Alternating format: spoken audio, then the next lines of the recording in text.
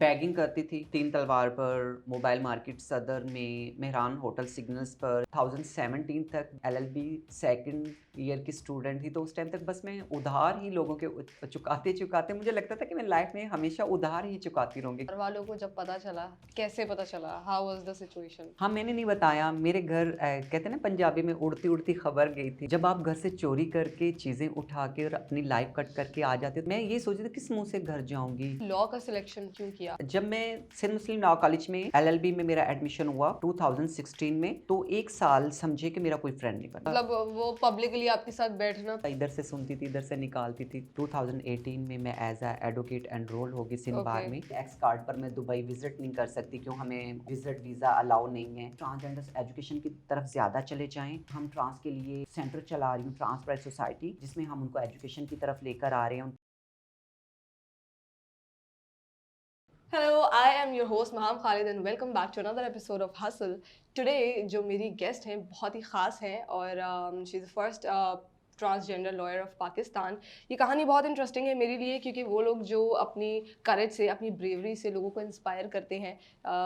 वो जिन चैलेंजेस से गुजरते हैं उनसे कभी हार नहीं मानते, कभी भी गिव अप नहीं करते, वो लोग मेरे लिए बड़े इंस्पायरिंग होते हैं। तो ऐसी ही स्टोरी आज मैं आपके लिए लेकर आई हूँ। वेलकम निशा, कैसी हैं आप? मैं बिल्कुल ठीक-ठाक। सबसे पहले तो मैं आपका, हसल का और आपके इसका थैंक्स करती हूँ कि आप लोगों ने हाँ। मुझे बुलाया और मेरी कम्युनिटी के लिए इतनी अच्छी रिस्पेक्टेबल ये स्टोरी रखी, ताकि मेरी कम्युनिटी के जो इश्यूज़ हैं उन पे बात हो सके। और मैं भी आपका शुक्रिया अदा करती हूँ हमारे लिए वक़्त निकालने के लिए। सो हम शुरू करेंगे आपकी कहानी से। ब्रीफली बताइएगा आप वैसे मैंने आपके काफ़ी इंटरव्यूज़ देखे हैं ऑलरेडी, मैंने रिसर्च किया, सो आई नो लाहौर का बैकग्राउंड है and all that, but I want you to brief your story. जो भी आपने जहाँ से पढ़ाई एंड ऑल दैट उस पे थोड़ा-सा ब्रीफ करें। बेसिकली मैं लाहौर से हूँ। हुँ, हुँ। फैमिली में मैं अपने बहन-भाइयों में सबसे छोटी थी। फैमिली में उतार-चढ़ाव रहते थे, क्यों अब्बा आर्मी में थे, तो घर पर अब्बा ज़्यादातर नहीं होते, तो बहन-भाइयों में चपकलिश होती थी। तो सबका गुस्सा मुझ पर ही उतारा जाता था, क्यों मेरा स्टार्टिंग से रहना लड़कियों की तरह था, लड़कियों की तरह कपड़े पहनना, मेकअप करना, घर में ही रहना। तो इस तरह की मैंने लाइफ़ गुज़ारी। तो मैट्रिक मेरा घर से है। जब मेरा मैट्रिक हुआ, तो उसके बाद मुझे फ़ील हुआ कि मैं एक थर्ड जेंडर हूँ, मैं नॉर्मल लड़का या लड़की की तरह नहीं हूँ। क्यों जब मैं स्कूल्स में थी, तो जो मेरे क्लासमेट्स थे वो मुझे बुलिंग करते थे, टोंट करते थे, शर्मीली बोलते थे, कभी डिफरेंट नाम्स मेरे रखते थे, तो मुझे बहुत अजीब लगता था। मैट्रिक करने के बाद मुझे फ़ील हुआ कि मैं थर्ड जेंडर हूँ, मैं अपने घर पर नहीं रह सकती, नेबर्स की जो नज़रें होती थी, वो मैं देखती थी और मेरे बहन-भाइयों का रवैया देखती थी, तो मुझे बहुत अजीब लगता था। मैट्रिक करने के बाद मेरी ट्रांस कम्युनिटी के लोग मेरे दोस्त बन गए थे, मैं उनके साथ लाहौर से भागकर कराची आ गई। भागकर क्यों? भागकर इसलिए कि अगर घर से परमिशन लेती, ऐज बहुत कम थी, 14 से 15 साल थी, तो आ नहीं सकती थी और वो मुझे भेजना भी नहीं चाहते थे। और मैंने लाइफ़ में एक ही बार चोरी की थी, उस टाइम मैंने अपने अब्बा का जो सैलरी का पर्स था, वो मैंने चोरी कर लिया। तो आप उन्हें बगैर बताए कराची आ गए। बगैर बताए मैं अपनी फैमिली को कराची आ गई। तो आप कराची आने का मकसद क्या था? कराची आने का फ़र्स्ट तो मैं बुक्स में पढ़ती थी, बड़ी इंटरेस्टेड स्टोरी है कि मुझे समंदर देखने का बहुत था कि मैं सी व्यू पर आऊँ, मनोड़ा देखूँ। इस तरह की बस एक बचगाना मेरी हरकतें थी, उसकी वजह से मैं घर से भाग कर आ गई थी। अच्छा, मतलब तो उस वक़्त पढ़ाई के बारे में नहीं सोचा था कि मैं पढ़ने जा रही हूँ या कुछ इस तरह से? नहीं, ऐसा प्लान नहीं था कि ओके। मेरी फैमिली वेल एजुकेटेड है, मेरे सारे बहन-भाई गवर्नमेंट्स जॉब्स करते हैं, हुँ, हुँ। अब्बा पढ़े-लिखे थे। फैमिली मेरी सारी जो मेरे इर्द-गिर्द जो माहौल था, वो भी सो पढ़ा-लिखा था। बहन-भाई ट्रांस नहीं है? वो बिल्कुल नॉर्मल है, सबकी शादियाँ हुई हुई हैं, सिर्फ़ एक सिस्टर अभी अनमैरिड है, उसके अलावा सब मैरिड हैं। अच्छा, तो आप उन सब से मुख्तलिफ थीं, इस वजह से आपने सोचा कि मैं।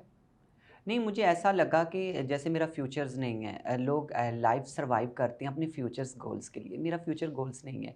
अक्सर मैं लड़कों को, लड़कियों को देखती हूँ, उनके फ्यूचर्स प्लान्स होते हैं कि हम पढ़ लेंगे, शादी करेंगे और इस तरह के प्लान्स होते हैं। मेरा कोई प्लान्स नहीं था, कि मुझे ये लगता था कि मैं अगर पढ़ूँगी तो क्या करूँगी? सोसाइटी में एक्सेप्टेंस नहीं है। सोसाइटी में बहुत ज़्यादा रिजेक्शंस होगा मुझे। पहले तो मैं एजुकेशन ही हासिल नहीं कर पाऊँगी। स्टूडेंट्स मुझे अपने साथ बिठाना पसंद नहीं करेंगे, टीचर्स मुझे पढ़ाना पसंद नहीं करेंगे, तो मेरे गोल्स ही नहीं थे। अच्छा, तो ठीक मुझे है। यही लगा कि मैं फैमिली से सपोर्ट नहीं, किसी ने इनकरेज नहीं किया कि हम सपोर्ट करते हैं, पढ़ो आगे, पढ़ाई में। आई अंडरस्टैंड कॉलेज या स्कूल या यूनिवर्सिटी में तो नहीं, फैमिली मेरी मसला होता है, बहुत बट अच्छी थी। उन्होंने तो आज तक मुझे कभी ट्रांसजेंडर ख्वाजा सरा, इस तरह का कभी वर्ड यूज़ नहीं किया। रिसेंटली 2 साल पहले मेरे भाई की, जो सबसे बड़े भाई हैं, उनकी कॉल आई मुझे। उन्होंने मुझे कहा कि मैंने आज सुबह आपका जियो पर मॉर्निंग शो देखा है। तो मैंने उनको वैसे ही पूछने के लिए कहा कि आपने क्या देखा, क्या सुना? उसने बोला कि उसमें स्टार्टिंग में कह रहे थे कि पाकिस्तान की फर्स्ट लॉयर। उन्होंने बीच में से जो ट्रांसजेंडर वर्ड था वो नहीं बोला। तो वो मुझे बहुत अच्छा लगा कि देखिए कि मेरी फैमिली ने कभी इन चीज़ों को सोचा नहीं है, मुझे बताया नहीं है, मेरे साथ वो चीज़ें उन्होंने एक्सप्लेन नहीं की जो मैं सुनना चाहती थी। लेकिन वो मुझे हमेशा रिस्पेक्ट ही देते हैं। मुझे आज तक फ़ील नहीं हुआ। अल्हम्दुलिल्लाह मैं चाहती हूँ कि मेरी तरह की ट्रांसजेंडर्स की फैमिली होनी चाहिए, क्योंकि ट्रांसजेंडर्स को बहुत ज़्यादा मसाइल्स होते हैं। अक्सर ऐसा होता है कि मैं एक इदारा रन कर रही हूँ, ट्रांस प्राइड सोसाइटी, और ज़्यादातर ट्रांसजेंडर्स मैं आपको बताती हूँ कि वो माइग्रेट करके कराची में आते हैं, इंटीरियर सिंध से, साउथ पंजाब से माइग्रेट करके आते हैं। जब उनकी डेथ होती है तो उनकी फैमिलीज़ उनकी डेड बॉडी एक्सेप्ट करने के लिए एग्री नहीं होते। हुँ। वो कहते हैं कि हमें लातअलकी का इज़हार कर देते हैं, उनकी डेड बॉडी को रिसीव नहीं करते। तो हमारे लिए वो टाइम बहुत, मैं कहती हूँ, दर्दनाक होता है कि एक डेड बॉडी होती है, पेरेंट्स या बहन-भाई वो डेड बॉडी को एक्सेप्ट नहीं कर रहे होते। तो उस टाइम पर हम यही सोचते हैं कि देखो कि लाइफ़ किस तरह की है, कि एक ट्रांस अगर ज़िंदा है तो सोसाइटी में उसको रिस्पेक्ट नहीं है। अगर वो मर जाता है तो उसकी फैमिली भी उसको रिस्पेक्ट देना नहीं चाहती। तो मैं ये समझती हूँ कि ट्रांस की लाइफ़ स्टार्टिंग से जो स्टार्ट होती है, वो भी रिजेक्शन से, दर्दनाक परेशानियाँ, और जब उसकी लाइफ़ ख़त्म होती है तो उसके बाद भी उसी को वही समाज में उसी तरह मसलन उसके साथ बर्ताव किया जाता है, उसको उस टाइम भी इज़्ज़त नहीं दी जाती। ये चीज़ें मैं सो देखती रहती हूँ जिस रोज़मर्रा। सोसाइटी में आप रहती थी वहाँ पे देयर वर अनदर ट्रांस या कोई नहीं था? लाहौर में? नहीं, मैं घर से जब मूव करके फर्स्ट टाइम ही ट्रांस में पहली दफ़ा कराची अच्छा, में तो आई हूँ। लाहौर में जिस सोसाइटी में आप रहती थी वहाँ ऐसा कोई केस नहीं था? देखें कि मैं अपनी फैमिली में ही रहती थी। मैट्रिक मेरा क्लियर हुआ तो फैमिली में ही मेरा। स्कूल में प्रॉब्लम्स हैं? स्कूल्स में बहुत प्रॉब्लम्स हुए हैं ओके। मुझे। स्कूल्स में मुझे बुलिंग किया जाता था, मुझे हमेशा शर्मीली के नाम से पुकारा जाता था, और मुझे इस कैटेगरी में रखा जाता था कि मैं जितना भी लड़का बनने की ट्राई करती थी, मैं लड़का बन ही नहीं पाती थी। क्यों? मेरा जो गेटअप था उस टाइम पे लड़कों वाला था। अच्छा, मेरे पेरेंट्स ने मुझे लड़कों के ही जो स्कूलिंग थी उसमें एडमिशन करवाया था। अच्छा, तो जो मेरा बाय बर्थ फॉर्म था वो लड़कों वाला था, मेरा नाम था वो लड़कों वाला था, तो मेरा एक प्रोसेस पूरा बॉयज़ का चल रहा था, लेकिन अच्छा। मैं एक बॉयज़ नहीं थी। लेकिन पेरेंट्स की ख्वाहिश होती है ना कि हमारा बेटा ही हो। अक्सर हमारी सोसाइटी यही एक्सेप्ट करती है, अगर बेटी होती तो थोड़े मायूस हो जाते, अगर बेटा होता तो हैप्पी होते। अगर फैमिली में एक ट्रांस बच्चा पैदा हो जाए तो उसकी फैमिली को क्या वो होता है। लेकिन मैं यहाँ पर अच्छा। एक बात बताना चाहूँगी कि सोसाइटी में अगर एक ट्रांस को टॉन्ट किया जाता है, बुलिंग किया जाता है, या उसको प्रॉब्लम्स का सामना करना पड़ता है, तो उसकी फैमिली को भी उतने ही प्रॉब्लम फेस करने पड़ते हैं। सिर्फ़ फैमिलीज़ का ये कसूर होता है कि उनके घर एक बच्चा इस तरह का पैदा हो जाता है, सोसाइटी उनको बार-बार टॉन्ट और करती अगर है। फैमिली मेंबर्स खुद स्ट्रॉन्ग हेडेड हैं, तो वो फिर आपके लिए स्टैंड लेते हैं, जो कि आपकी फैमिली ने आपको जी, जी। सपोर्ट किया। फैमिली स्टैंड तो ज़रूर लेती है, लेकिन अंदर से तो वो बहुत ज़्यादा मायूस ठीक होते है, हैं कि वो तो उनको सोसाइटी में बहुत ज़्यादा। अभी रिसेंटली 1 साल पहले मेरी अम्मी कोई शादी अटेंड करने गई थी, लेकिन आज तक मेरी फैमिली ने कभी मुझे इस तरह की बातें मेरे साथ हुँ, शेयर नहीं हुँ, की। हुँ। तो मेरी अम्मी शादी पर मेरे रिलेटिव्स की गई, तो वहाँ पर थोड़ी-सी आपस में होता है कि कभी-कभी रिलेटिव्स भी आपस में थोड़ा-सा नाराज़गी का इज़हार करते हैं। तो मेरी अम्मी किसी बात में बात करने लगी, तो उन्होंने मेरी अम्मी को बोला कि आप भी बोलने के काबिल हैं, आपका बेटा तो एक खुसरा है। अच्छा, आप ओके। माने नहीं, ये दर्द मेरे दिल में, मेरा दिल पूरे 1 हफ़्ता ऐसे काँपता रहा है। जब मेरी माँ ने मुझे ये वर्ड्स बोले तो मुझे इतना बुरा लगा कि देखो कि अल्लाह ने मुझे तो ऐसा बना दिया। मैंने सोसाइटी में वो सारी तकलीफ़ें भी सह ली। लेकिन देखिए कि मेरे माँ-बाप बूढ़े हो गए हैं, मेरी अम्मी 60 प्लस है। उनको ये प्रॉब्लम फ़ेस करना पड़ रही है। तो मुझे देखिए, सोसाइटी तो कुछ ना कुछ बोलती ही है, ट्रांस को भी बोलेगी, ठीक है? जो बाकी अवाम है, उसको भी बोलेगी। पतले हैं तो कमज़ोर क्यों हो, मोटे हो तो इतना खाते क्यों हो, डाइटिंग करो, तो वो हर केस में बोलेगी, ठीक है? तो उसको तो दिल पे नहीं लेना चाहिए। आई अंडरस्टैंड, क्योंकि आपके पास इतनी ज़्यादा ऑलरेडी बैकलैश आ रहा था हर हुँ। तरफ से, तो वो शायद आपके पेरेंट्स के लिए भी बहुत मुश्किल रहा होगा। I completely understand. तो आगे बढ़ते हैं आपकी जर्नी में। आप आई यहाँ पर कराची और आपने बेगिंग की इनिशियली, और आप तो फिर पढ़ाई का कैसे सोचा? कैसे आया ज़हन में कि यार मैं पढ़ती हूँ और फिर जब मैं लॉ? कराची से फर्स्ट टाइम भागकर हम कराची से लाहौर से सॉरी भागकर हम कराची आ गए, तो हमें कोई समझ नहीं थी। हम समझते थे जो ट्रांसजेंडर्स का गुरु चेला सिस्टम होता है वो भी पेरेंट्स की तरह होता है, लेकिन बहुत अपोज़िट चीज़ें मुझे देखने में मिली। मैंने ऑब्ज़र्व किया, हम ट्रेन से आए हैं, उतरे हैं। कराची के अंदर ट्रांसजेंडर्स को अच्छी जगह पर रिहाइश नहीं मिलती, हुँ, फर्स्ट। हुँ, हमेशा ट्रांसजेंडर्स कच्ची आबादियों में रह रहे होते हैं, खंडरनुमा घरों में रह रहे होते हैं, हुँ, कच्ची गलियों में रह रहे होते हैं, नाला नदी के पास उनको घर दिए जाते हैं और उनसे डबल रेंट पर घर दिए जाते हैं। उनको अच्छी जगह प्रमोट नहीं किया हुँ। जाता। तो हम इसी तरह आकर हिजरत कॉलोनी में रहने लग गए। तो मुझे आइडिया नहीं था कि ख्वाजा सरा भीख माँगते हैं, मुझे आइडिया नहीं था। मुझे आइडिया नहीं था कि सिर्फ़ मुझे ये आइडिया था कि ख्वाजा सरा नाच-गाना करते हैं। इसके अलावा मेरी लाइफ़ में कभी ऐसा नहीं हुआ कि ख्वाजा सराओं की लाइफ़ इतनी दर्दनाक है, इतने ज़्यादा प्रॉब्लम फ़ेस करने पड़ते हैं, सोसाइटी में लोग सिर्फ़ उनको नोचने आते हैं, उसके अलावा तो उनका आपने कोई नहीं ऐसा सोचा मैं वापस चली जाऊँ लाहौर? आई थिंक आपने सुना है Tariq bin Ziyad burn the boats. जब आप घर से चोरी करके चीज़ें उठा के और अपनी लाइफ़ कट करके आ जाते हो तो आपके पास मैं ये सोच रही थी किस मुँह से घर जाऊँगी? पता नहीं वो मेरे साथ क्या करेंगे? मुझे मारेंगे, मैंने चोरी की है, मैं घर अच्छा, तो से ये कितने टाइम तक फैमिली से बात नहीं की फिर आपने? आई थिंक मैंने 3 टू 4 मंथ मैंने बात नहीं की फैमिली के अच्छा, साथ। वो बहुत परेशान हुए। उन्होंने मेरे फ्रेंड्स, मेरे रिलेटिव्स हर जगह तो 4 महीने क्या किया? किसके साथ रही? कैसे? 4 महीने मैं हिजरत कॉलोनी में रही हूँ। अब्बा के पैसे इतने लेकर आई थी 2-3 महीने उनमें अच्छा मैं सर्वाइव कर सकी। और दूसरे ट्रांसजेंडर्स आपको मिल गए इस सब जी, में? जी, वो मुझे मिले, हम उनके साथ रहने लगे। उन्होंने हमें लेडीज़ कॉस्ट्यूम पहनाना सिखाया, अच्छा। मेकअप करना सिखाया, रोड पर बैगिंग करना सिखाया उन्होंने। लेकिन उन्होंने मुझे बैगिंग करना सिखाया लेकिन मेरा ज़मीर अंदर से गवारा नहीं करता था कि मैं रोड पर जाकर भीख माँगूँ।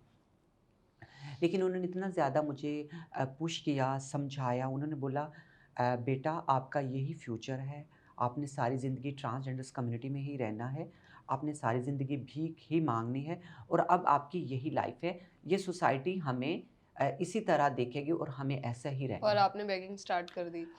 स्टार्टिंग में तो मुझे बहुत अजीब लगा, हुँ, मेरा ज़मीर अंदर से गवारा नहीं हुँ, कर रहा था, हुँ, उन्होंने मुझे ऑप्शंस दिए हुँ।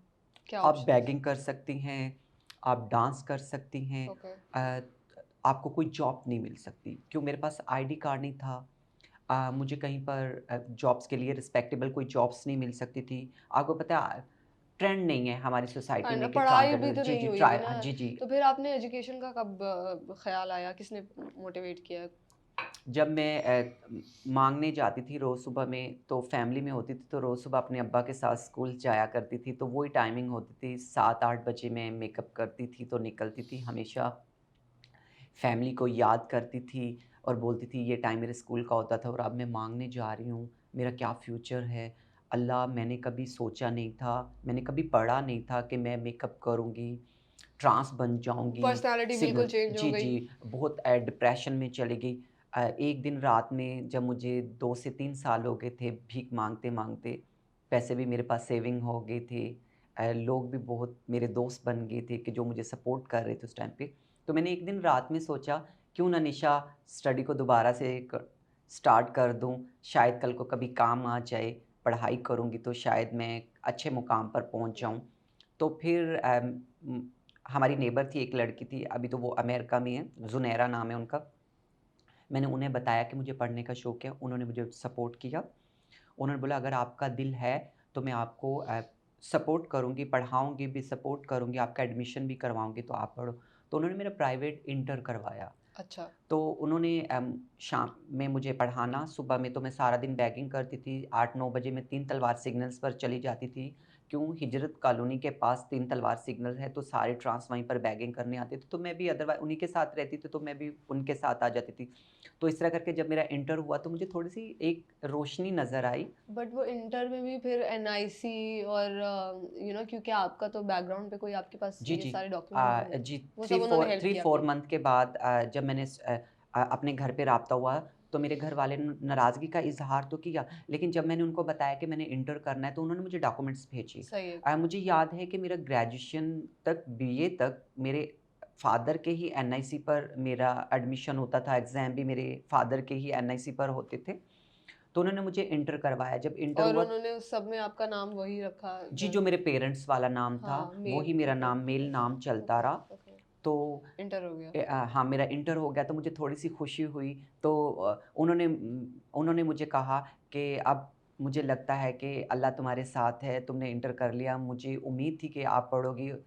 तो फिर उन्होंने मुझे कराची यूनिवर्सिटी में बीए में एडमिशन करवाया। ओके।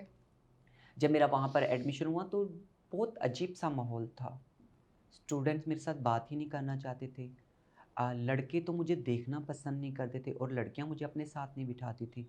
तो जब मेरा ग्रेजुएशन हो गया तो मैं एक चीज़ और भी मेंशन करूँगी कि ट्रांस अगर पढ़ना भी चाहता है तो सोसाइटी में उसको बहुत ज़्यादा हर्डल्स होते हैं। उसको फ़ीस पे करना पड़ती है, उसको अपने खाने-पीने का अरेंज करना पड़ता है, उसको अपने घर का रेंट देना पड़ता है और वो पब्लिक जैसे लड़के-लड़कियाँ बसेस में आराम से पब्लिक बसेस यूज़ कर सकते हैं, ट्रांस बच्चा नहीं कर सकता। उसके लिए डिसाइड करना टफ़ होता है कि वो मेल साइड यूज़ करे या फीमेल साइड यूज़ करे। अगर वो अपने खंदो-खाल से मेल फ़ील हो रहा है तो लेकिन कॉस्ट्यूम से तो वो फीमेल लग रही है। तो ये चीज़ें बहुत डिफ़रेंट थी, तो मुझे ऑटो ही करवाना पड़ता था, तो वो काफ़ी एक्सपेंसिव पड़ता था। जो मैं बैगिंग करती थी वो मेरे पास से ऐसे ट्रांसपोर्ट, रेंट इसी तरह चले जाते थे। तो अक्सर ऐसा होता था कि मैं फ्रेंड से उधार ही लेती थी। और एक मज़े की बात बताती हूँ 2017 तक जब मैं एलएलबी सेकंड ईयर की स्टूडेंट थी, तो उस टाइम तक बस मैं उधार ही लोगों के चुकाते-चुकाते मुझे लगता था कि मैं लाइफ़ में हमेशा उधार ही चुकाती रहूँगी। क्यों? मेरा एक सीन ऐसा बन गया था कि फ्रेंड्स बहुत अच्छे थे, वो सपोर्ट करते थे लेकिन पर यूनिवर्सिटी में फ्रेंड्स नहीं बने आपके? हाँ, यूनिवर्सिटी में जब मैं सेंट मुस्लिम लॉ कॉलेज में एलएलबी में मेरा एडमिशन हुआ 2016 में, तो 1 साल समझिए कि मेरा कोई फ्रेंड नहीं बना। ओके। स्टूडेंट मुझसे बात ही नहीं करते थे, हुँ। टीचर से मैं खुद बात नहीं करती थी। जब मैं सेकंड ईयर में गई 2017 में, तो कुछ लड़के मेरे दोस्त बने, लेकिन वो भी मोबाइल और फ़ोन की हद तक। अच्छा।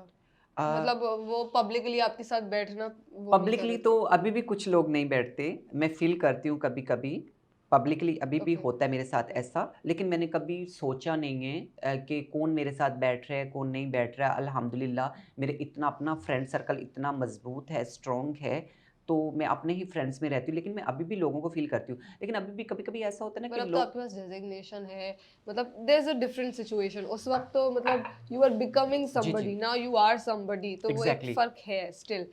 मैं वापस से उस सिचुएशन पे जाऊँगी, लॉ का सिलेक्शन क्यों किया हाँ, और लॉ कैसे? का सिलेक्शन इस तरह किया, बड़ी इंटरेस्टेड स्टोरी है, मैं बता ही दूँगी तो ज़्यादा अच्छा होगा। बैगिंग करती थी तीन तलवार पर, मोबाइल मार्केट सदर में, मेहरान होटल सिग्नल्स पर, जिन्ना सिग्नल्स पर और जिन्ना की गायनी वार्ड, मैंने इतने प्लेसेस बैगिंग किया और मैंने 10 साल भीख माँगी। मुझे आइडिया नहीं था कि मैं इतने साल बैगिंग करूँगी अपने फ्यूचर्स के लिए। तो जब सीवीओ पर बैगिंग करती थी, तो वापसी पर हम जा रहे होते थे, तो पुलिस वैन्स खड़ी होती हैं अक्सर। हुँ, तो वो हुँ, हमारी तलाशी करते थे, तो वो क्या करते थे, हमारे पैसे निकाल लेते थे। ओके, और कभी-कभी ऐसा होता था सिग्नल्स पर हमें मारते थे। अच्छा। तो मेरे अंदर एक खौफ स्टार्टिंग से ही था कि पुलिस जो है वो हमेशा हमारे पे मुसल्लत रहेगी हुँ, और मैं हमेशा पुलिस स्टेशन के पास से गुज़रते हुए पुलिस हुँ, वालों को देखकर या वैसे भी मेरे अंदर एक डर खौफ था। और पुलिस स्टेशंस जाते थे तो हमारी बात अच्छे से सुनी नहीं जाती थी, क्यों हम कच्ची आबादियों में रहते थे, ज़्यादातर वहाँ पे मंशियात फ़रोश लोग रहते हैं, हमें हरासमेंट, चोरियाँ और इस तरह के रोज़ हमारे साथ सीन्स क्रिएट होते थे, तो हम उनकी एप्लीकेशंस के लिए जाते थे, क्योंकि मैं पढ़ी लिखी थी और मुझे लोग गाइड करते थे, जो मुझे पढ़ा रहे होते थे कि अनिशा आप इनके साथ जाएँ, ओके, आप इनकी एप्लीकेशन ओके, सबमिट करवाएँ। तो मुझे ल लॉ के बारे में नॉलेज नहीं था सही है कि मैं किस तरह और कि किस मतलब त अगर वो आपकी बात नहीं मान रहे तो तो आप मैं क्या हाँ, कर सकती हूँ? हुँ, एग्ज़ैक्टली मुझे ओके, ऐसा कोई नॉलेज नहीं ठीक है। था। तो मैं इस तरह थी। तो फिर मैं एक दफ़ा ट्रैवल कर रही थी। अ, उस टाइम मैं मास्टर कर रही थी आईआर में। तो मेरी किसी अब मेरे वो सर भी हैं, अब दोस्त भी हैं, तो उनसे मेरी मुलाकात हुई। तो उन्होंने मुझे कहा कि उन्होंने ये फ़ील किया कि मैं पढ़ी-लिखी हूँ। हुँ, उन्होंने मेरी बातों से हुँ, अंदाज़ा लगाया। उन्होंने मुझे पूछा कि आप क्या करती हैं? मैंने बोला कि मैं एक जॉब करती हूँ छोटी-सी अपनी कम्युनिटी के लिए और देन मैं मास्टर कर रही हूँ, ठीक फाइनल है, फाइनल ईयर मेरा है। ठीक है। तो वो बहुत इंस्पायर हुए, तो उन्होंने मुझे अपना कार्ड दिया, तो उन्होंने मुझे कहा कि अभी तो आप ट्रैवल कर रही हैं, तो बाद में इंशाल्लाह राब्ते में आएँगे। जब मैं राब्ते में आई तो उन्होंने बोला कि आप वकील बन जाएँ। मैंने बोला नहीं, मुझे पुलिस और वकील दोनों ही फ़ील्ड्स पसंद नहीं है। ओके, तो मैं कोई ऐसा काम करूँगी कि मैं अपनी कम्युनिटी की सपोर्ट कर सकूँ। उन्होंने कहा कि अगर आप वकील बन जाएँगी, आप अपनी कम्युनिटी को हर लिहाज से सपोर्ट करेंगे। ओके। और ये बात मैं आज भी उनकी मानती हूँ कि उन्होंने ये सच कहा कि जो लॉयर्स होते हैं, वो हर लिहाज से हुँ, लोगों को, कम्युनिटी हुँ, को, अपने पेरेंट्स को, खुद हुँ, को इतना हुँ, ज़्यादा प्रोटेक्ट कर रहे होते हुँ, हैं, मैं सोच भी नहीं सकती। हुँ, तो उनके कहने पर मैंने फिर एसएम लॉ कॉलेज में एडमिशन करवा लिया। ओके। जब मैंने एडमिशन करवाया, अब आपकी फ़ील्ड कुछ और है, अब आपने चूज़ कुछ और कर लिया, तो आपके लिए वो डिफरेंट होता है।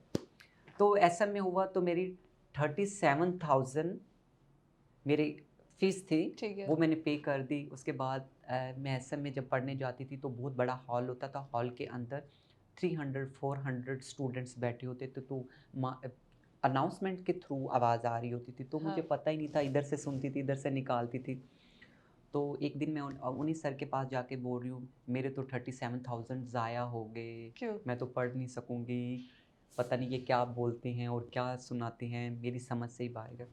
उन्होंने मुझे बहुत पुश किया। उन्होंने बोला, देखो, अगर मेहनत करोगी तो ज़रूर पढ़ जाओगी, अपना दिल मज़बूत करो। उन्होंने मुझे समझाया, मुझे उन्होंने कहा कि आप शाम में मेरे पास रोज़ आएँ ऑफ़िस में, मैं आपको स्टडी करवाऊँगा तो आप इस तरह पढ़ेंगी। इस तरह करके तो मेरा 2018 में मैं एज़ अ एडवोकेट एनरोल हो गई सिंध ओके, बार में। ओके। तो समझिए कि मेरी ज़िंदगी स्टार्ट हो गई थी जब मैं हुँ, वकील बनी, मुझे इतना हुँ, प्राउड हुआ, जिस दिन हुँ, मेरा रिज़ल्ट आया तो मैं बहुत हैप्पी थी। घर वालों को बताया? घर वालों को मैंने नहीं बताया, उनको मीडिया के थ्रू ही पता अच्छा, चल गया। ओके, मैं चाहती थी कि मैं ओके, सारी चीज़ें सीक्रेट रखूँ। ओके। तो ये था कि मुझे लगा कि मैं ट्रांस के लिए ही काम कर सकूँगी। मैं अपने फ्रेंड्स के लिए मीडिया ने कैसे पकड़ा? पहला कौन था जिसने हाइलाइट किया आपको? मीडिया ने इस तरह पकड़ा कि मीडिया की एक दफ़ा टीम एसएम लॉ कॉलेज में आ गई थी। ठीक है। तो जो मेरा आईडी कार्ड था वो एक्स वाला था, ट्रांस वाला था। तो आपको पता है कि जब कभी लिस्ट होती हैं, हर जगह नॉमिनेट होती हैं, इतने लड़के हैं, इतनी लड़कियाँ हैं, ये कहाँ से है? और ये तो ना लड़कों में शुमार है, ना लड़कियों में, होता है अक्सर। हुँ, अभी जॉब्स पे हैं, तो कोटा सिस्टम करेंगे, भई हम इतने लड़के रख रहे हैं, इतने लड़कियाँ, हमारे पास इतने आईडी कार्ड हैं। तो उन हुँ, आईडी कार्ड में मेरा भी आईडी कार्ड था। ओके। तो वहाँ से उनको मेंशन हुआ। एंड आईडी कार्ड में ट्रांस मेंशन था। ओके, एग्ज़ैक्टली मेरा जो ठीक आईडी है, कार्ड है, उस पर एक्स है। ओके। अब आप मेल हैं तो आपके एम है, हुँ, अगर फीमेल हैं हुँ, तो एफ है, हुँ, अगर मैं हुँ, ट्रांस हूँ तो मुझे हुँ। एक्स उन्होंने ओके, आइडेंटिफ़ाई ओके, किया हुआ है। तो वहाँ से मीडिया को पता चला, ओके। तो फिर मेरे इंटरव्यू स्टार्ट हो गए। अल्लाह ने मुझे इतनी रिस्पेक्ट दी।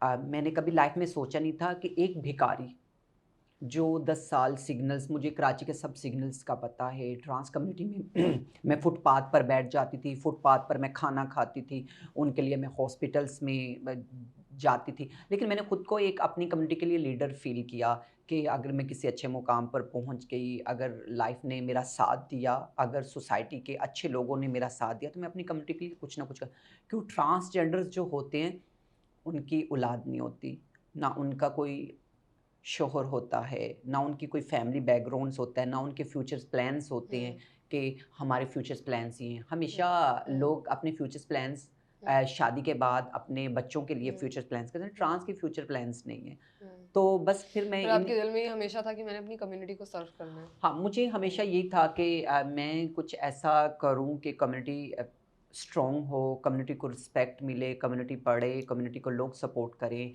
अगर कम्युनिटी हॉस्पिटल्स जा रही है तो उनके अच्छे से ट्रीटमेंट हो। अगर कम्युनिटी को कोई पुलिस स्टेशन, अभी मैं पुलिस स्टेशंस जाती हूँ, अल्हम्दुलिल्लाह मुझे इतनी रिस्पेक्ट दी जाती है, मेरे पास कार्ड होता है। और सबसे ज़्यादा तो मैं थैंक्स करूँगी कि मीडिया का मीडिया के बहुत से ऐसे लोग हैं हुँ, हुँ, जो मुझे सपोर्ट कर रहे होते हैं, हुँ, मेरे हुँ। पहुँचने से पहले पुलिस स्टेशंस में वो कॉल्स कर अच्छा, देते हैं। ओके, गवर्नमेंट सेक्टर्स के ऐसे इदारे हैं जो मुझे सपोर्ट कर रहे होते हैं, मैं एप्लीकेशंस देती हूँ जिनमें एनसीएचआर है, ह्यूमन राइट्स, बहुत से ऐसे ठीक है, डिपार्टमेंट्स हैं, ठीक है। उनके साथ मिलके मैं काम कर रही होती हूँ। तो अभी मुझे नहीं फ़ील हुआ कभी कि मैं कभी मैंने भीख माँगी थी या मैं कभी थर्ड अब जेंडर आगे थी। So of course you are doing a great job. मुझे बताएँ घर वालों को जब पता चला, कैसे पता चला? How was the situation? हाँ, मैंने नहीं बताया, मेरे घर कहते हैं ना पंजाबी में उड़ती-उड़ती खबर गई थी। हाँ, तो हाँ। हमारे मोहल्ले में किसी ने मेरा वो क्या कहते हैं इंटरव्यू देखा था। फर्स्ट इंटरव्यू मैंने किया था अ, ये ज़रा हट के, डॉन पर किया था, डॉन न्यूज़ पर। ठीक है। मुबश्शिर ज़ैदी के साथ मैंने हुँ, किया हुँ। था। तो वो मेरे किसी दोस्त ने देखकर, तो मेरे दोस्त ने मेरे भाई को बताया था कि निशा वकील बनी है। उन्होंने अच्छा। बोला नहीं, वो तो एक नॉर्मल सी जॉब करती है। उन्होंने अच्छा, उन्हें उन्हें आईडी आपने ये उनको नहीं बोला था, था, तो ओके, उन्हें आइडिया ही नहीं था कि ठीक है, मैं पढ़ गई हूँ। बस ओके। उनको ये था कि मैं मास्टर कर रही हूँ। तो उसके बाद उन्होंने कभी मुझसे पूछा नहीं। आप पता है ना, आप जब आप बहन-भाइयों से बहुत दूर रह रहे होते ना, तो फिर आप एजुकेशन पे बात नहीं कर रहे होते। हमेशा आप हाल अहवाल परेशानियाँ ही डिस्कस कर हाल रहे होते अहवाल हो ले घर रहे होते की। हैं। और आप कम्युनिटी सर्विस पे भी तो काम कर रही हैं ना, एक्टिविस्ट भी हैं आप। जी, मैं एक्टिविस्ट हूँ। अभी सिंध में पहली दफ़ा कोई ट्रांस फ्लड पर काम कर रही है। इससे पहले जब भी फ्लड आता है तो नॉर्मल कम्युनिटी के लोग जाके ट्रांस के लिए, नॉर्मल्स लोगों के लिए काम कर रहे होते हैं। और पहली बार अल्हम्दुलिल्लाह कि मुझे पीस एंड जस्टिस नेटवर्क वालों ने चूज़ वाओ! किया, सिंध में वाओ! मुझे कोऑर्डिनेटर बनाया। मैं 15 डिस्ट्रिक्ट जो कराची के अलावा है, मैं वो देख रही हूँ। तो मुझे खुद पर प्राउड फ़ील होता है कि अल्लाह पाक मुझसे वो काम ले रहा है जो कभी मैंने माशाल्लाह, सोचे ही नहीं थे। माशाल्लाह। तो मुझे प्राउड फ़ील कितने होता है। मीनिंगफुल प्रोफेशन में आप आई हैं और फिर किस तरह से कितने मीनिंगफुल काम अब आप कर रही हैं, ना सिर्फ सोसाइटी के लिए बल्कि और बहुत सारे ट्रांस के लिए आप एग्जाम्पलरी हैं। तो अब इसमें मुझे अब सवाल करना है लॉ से रिलेटेड। वो अक्सर लोग हैं जो, मैं ओवरऑल बात कर रही हूँ कम्युनिटी की, ये जो शोभा है ना, इतना उम, है तो रिस्पेक्टफुल बट रिस्पेक्टेबल बट समझा नहीं जाता। You know, once I used to even discuss this with my parents कि मुझे ना लॉ पढ़ना है, तो मेरे अब्बा बोला करते थे बहुत झूठ बोलना पड़ता है। तो सोच लो बहुत झूठ बोलना पड़ेगा। तो और है भी ऐसा, अक्सर हम लॉयर्स को देखते भी हैं, यू नो, केसेस होते हैं, ऐसी चीज़ें होती हैं। तो इस शोबे के बारे में बताएँ और मुझे ये भी बताएँ कि आप सिर्फ़ ट्रांस की केसेस लड़ रही होती हैं, नॉर्मली भी आप अदर केसेस भी लड़ रही होती हैं? जी, मैं आपकी बात को लेकर बात आगे बढ़ाऊँगी कि आपने कहा कि झूठ बोलना होता है। जब मेरे सीनियर्स ने मुझे कहा ना कि आप वकील बनें, हुँ, तो मैंने कहा नहीं, मैं वकील नहीं बनूँगी, मुझे वकील। उन्होंने बोला क्यों? मैंने बोला सारी ज़िंदगी मैंने भीख माँग-माँग के गुनाह किया है।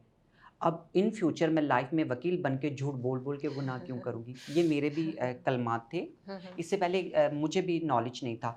तो मेरे सर ने कहा, "आप एक अच्छी वकील बन सकती हैं, लोगों की हमदर्द वकील बन सकती हैं, सच बोलने वाली वकील बन सकती हैं।" तो वकालत में क्या होता है कि कुछ होती हैं काली भेड़ें, जो पूरे प्रोफ़ेशन को ख़राब कर रही होती हैं। वकील बहुत अच्छी हैं, हमदर्द हैं। अब मैं एक थर्ड जेंडर हूँ। जब मैं लॉ करने के बाद city court Karachi first day गई थी, तो मुझे मेल्स का हजूम ही हजूम मिल रहा था।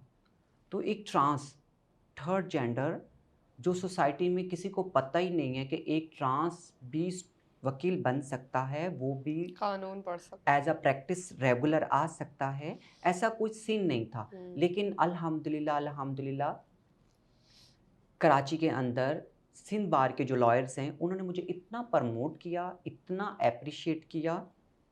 मैं आपको बताती हूँ, अ, कराची बार के जनरल सेक्रेटरी, प्रेज़िडेंट इस तरह मेरे साथ मिल रहे होते हैं जैसे मेरे बहुत क्लोज़ फ्रेंड्स हैं। मुझे इतनी रिस्पेक्ट देते हैं, कभी डिस्क्रिमिनेशंस का मुझे सामना नहीं करना पड़ा। वॉव!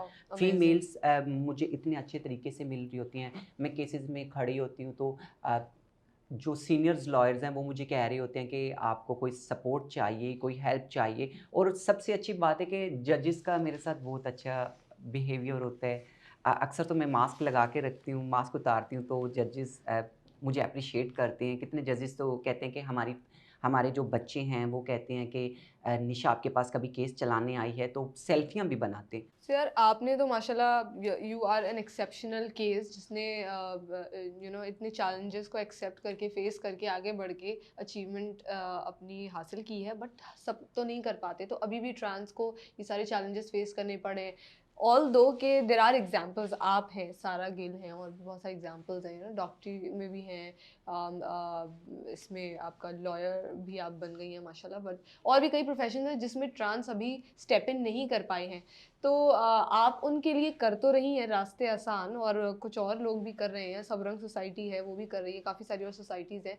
बट स्टिल अभी भी कौन से ऐसे गैप्स हैं जो आप समझती हैं जिन्हें फिल होना चाहिए? कौन से ऐसे चैलेंजेस हैं जो अभी भी आप लोगों को आ रहे हैं और आपको लगता है कि इसमें लोग आपकी मदद करें?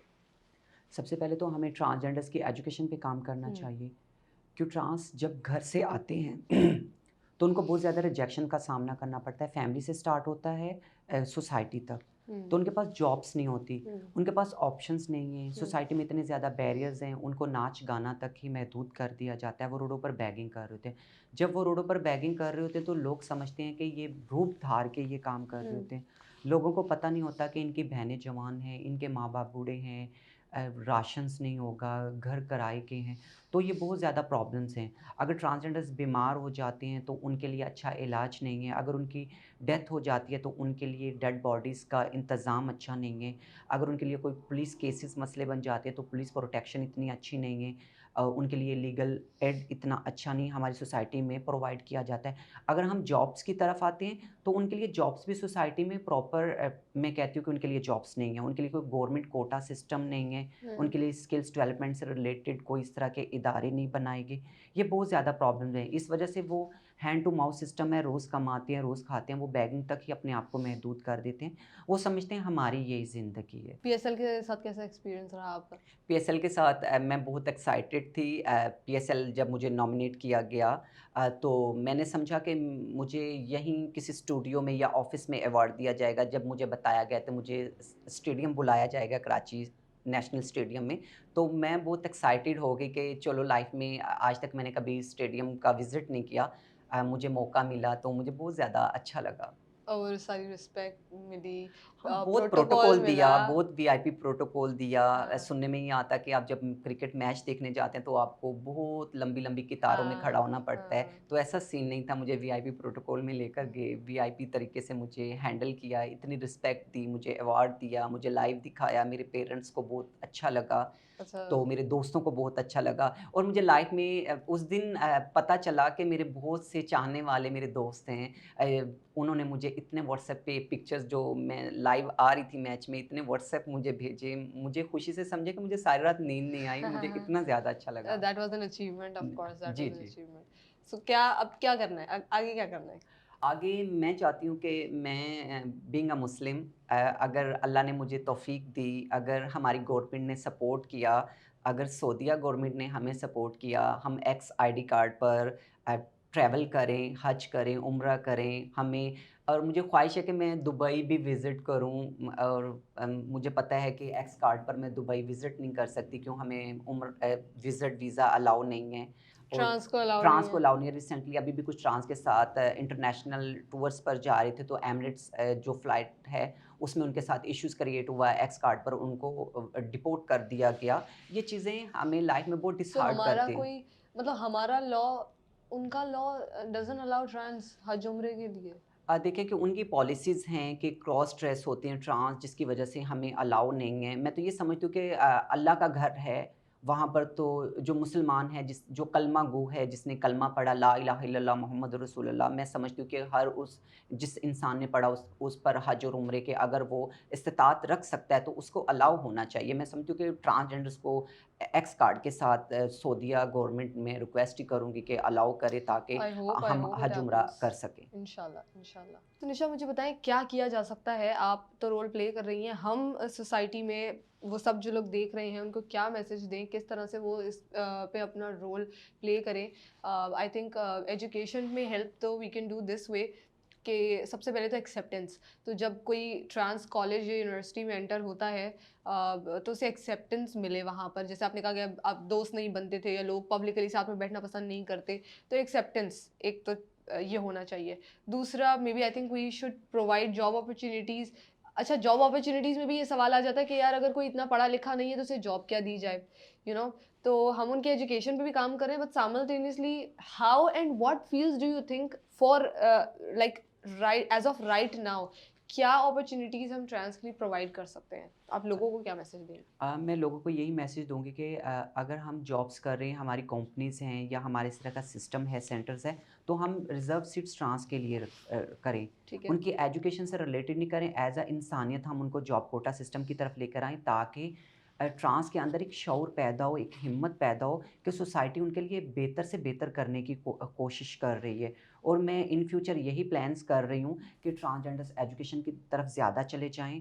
हम ट्रांस के लिए एक मैं सेंटर चला रही हूँ ट्रांस प्राइड सोसाइटी, जिसमें हम उनको एजुकेशन की तरफ लेकर आ रहे हैं, उनको स्किल्स डेवलपमेंट की तरफ लेकर आ रहे हैं। मैं कंपनीज़ के साथ जो जाकर इन टच होती हूँ, तो मैं वहाँ पर फर्स्ट यही बात करती हूँ कि उनकी जॉब्स प्लीज़ आप करवाएँ। उनको सपोर्ट करें हेल्थ में, एजुकेशन में, जॉब में, ताकि वो भी सोसाइटी में नॉर्मल लोगों की तरह ही ज़िंदगी गुज़ारें। अगर हम खुद से कुछ नहीं कर सकते, लेकिन हम उनके लिए आसानियाँ पैदा कर सकते हैं, ताकि वो एक बेहतर माशरे में बेहतर ज़िंदगी गुज़ार सकें। ऑल्सो ये भी तो कर सकते हैं कि स्किल डेवलपमेंट पे मतलब आई डोंट नो आपका इदारा ये कर रहा है या नहीं जिस एनजीओ का आप पार्ट है, बट एजुकेशन एक चैलेंज है, जॉब ढूंढना एक चैलेंज है। आपने कहा गवर्नमेंट इदारों में भी अक्सर उन्हें जॉब्स नहीं मिल रही होती, बट जो स्किल्स हैं मतलब I am just thinking about this कि वो जो स्किल डेवलपमेंट वाला पार्ट है, जैसे फोटोग्राफी है या वीडियोग्राफी है या यूट्यूबिंग है, या मे बी जर्नलिज्म है, इन फील्ड्स में कभी भी नहीं देखा मैंने ट्रांस को।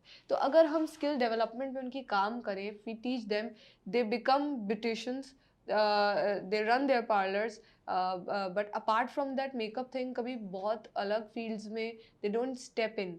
तो हम ये भी तो कर सकते हैं कि जो भी एनजीओज काम कर रही हैं, अगर वो स्किल डेवलपमेंट में ख़ास तौर पे अभी जो दौर चल रहा है फ्रीलांसिंग का, आई वुड से, तो डिजिटल मार्केटिंग है या एसईओ है, बहुत सारी और चीज़ें हैं।